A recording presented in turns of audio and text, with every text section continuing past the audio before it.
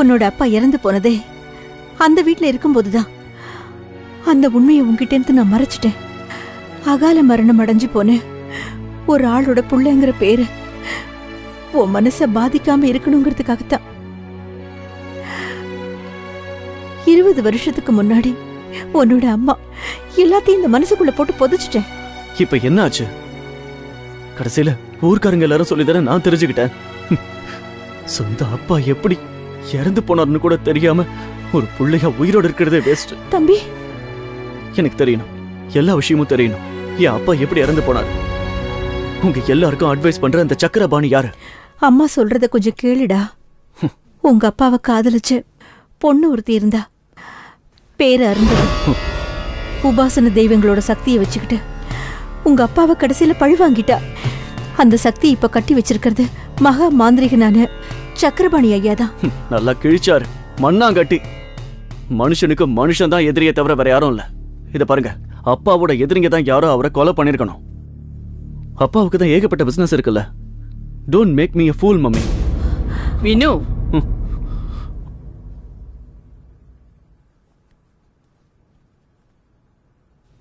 பாட்டி, நீங்க எனக்கு சின்ன வயசுல இருந்து நிறைய கதை சொல்லி வளர்த்துருக்கீங்கல்ல, அதே மாதிரி இத பத்தி ஒரு கதை சொல்லி எனக்கு புரிய வச்சிருந்திருக்கலாம்.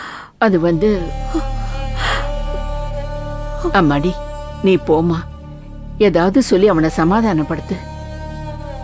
அவன் கனவுல மட்டுமே பார்த்து அவங்க அப்பாவோட ரகசியங்களை அவன் எப்படியோ தெரிஞ்சுக்கிட்டான். மனசு வலிக்குது போல இருக்கு. போமா.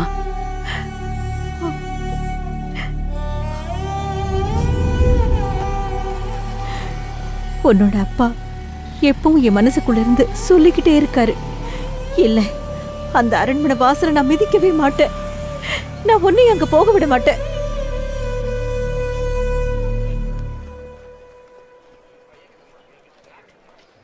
நீ இந்த உலகத்திலேயே இல்ல போல இருக்கு. உங்க அம்மா கிட்ட கேட்டியா? கேட்டு பார்த்தேன். அந்த அரண்மனை வீடு என் வீடு தான். அது உன்னோட வீடுன்னு எனக்கு எப்பவோ தெரியும். அப்புறம் உன்னோட முகம் என் மனசுல ரொம்ப ஆழமா பதிஞ்சிருக்கு. அது எப்படின்னு சொல்றேன் கேளு. பாலச்சந்திரன் மாமா, அதான் உன்னோட அப்பா. அவர் எங்க அப்பாவோட நண்பர்.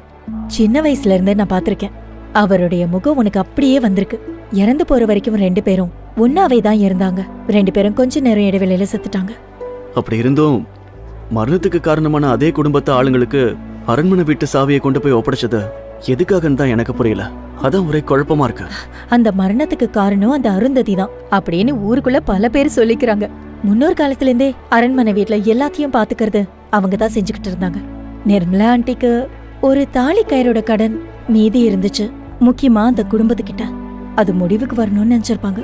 அதுக்கப்புறம் ஊர் ஜனங்களுக்கு முன்னாடி தன்னந்தனியா நின்னப்போ அந்த சொத்தெல்லாம் அவங்களுக்கு ரொம்ப உதவியா இருந்துச்சு. என்னால அப்படி விட்டு கொடுக்க முடியாது. என்னோட அப்பாவையும் தாத்தாவையும் புதைச்சு வச்சிருக்கிற அந்த வீடு அடுத்தவங்க கைக்கு போயிடுமோன்னு பயமா இருக்கு. அதை பார்த்துட்டு சும்மா இருக்க முடியாது.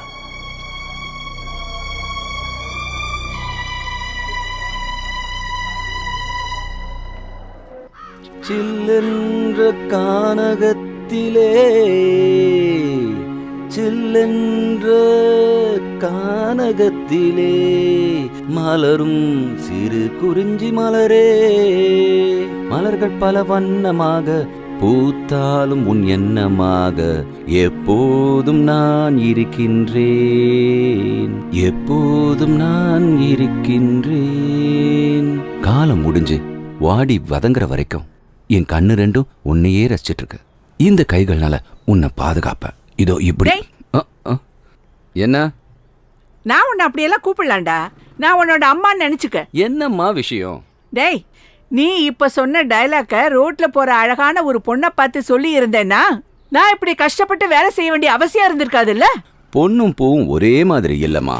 இதுகிட்ட அன்பா பழகுனா சிரிச்சுக்கிட்டு தலையாட்டி அப்படியே நிக்கும். ஆனா பொண்ணுங்க எவ்வளோ நேசிச்சாலும் சரி நம்ம நெஞ்சிலேயே ஏறி மிதிப்பாங்க. மா, ஒரு நிமிஷம். நம்ம ஜோ எங்க போயிட்டான்? ஓ சார், எழுந்துட்டீங்களா? டேய், அவன் 4 எழுத்து படிக்கணும்னு நினைக்கிறான். இந்நேரம் கிளாஸுக்கு போய் சேர்ந்துருப்பான். ஏய், உனக்கு என்னடா? யானை மாதிரி திங்கணும் தூங்கணும், அவ்வளவுதான். யானைக்கு மதம் பிடிச்ச மாதிரி உங்களை தூக்கி எரிஞ்சிருவேன். நான் உன்னை கொண்டு போட்டுருவேன். கிழவிக்கு என்ன கோபம் வருது? இருந்தாலும் இவன் காலையிலே சொல்லாம எங்க போயிருப்பான்?